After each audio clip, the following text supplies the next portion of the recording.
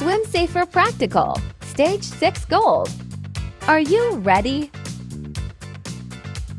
Welcome to your final challenge. Swim assessment. Put on your swimwear and get ready your goggles. After each swim, climb up and walk back to the start point. Step 1. Do a standing dive into the water. Step 2. Swim 100 meters front crawl within 3 minutes. Step 3. Do a standing dive into the water. Step 4. Swim 100 meters breaststroke within 3 minutes. Step 5. Swim 100 meters backstroke within 3 minutes and 20 seconds. Step 6. Swim 50 meters survival backstroke. Step 7. Swim 50 meters survival sidestroke. Step 8. Swim 15 meters butterfly. Gold sequence.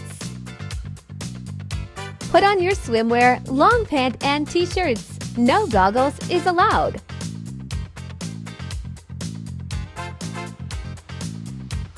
Step 1. Do a compact jump into the water. Step 2. Perform head-first surface dive. Step 3. Underwater swim through the hoop at the bottom of the pool.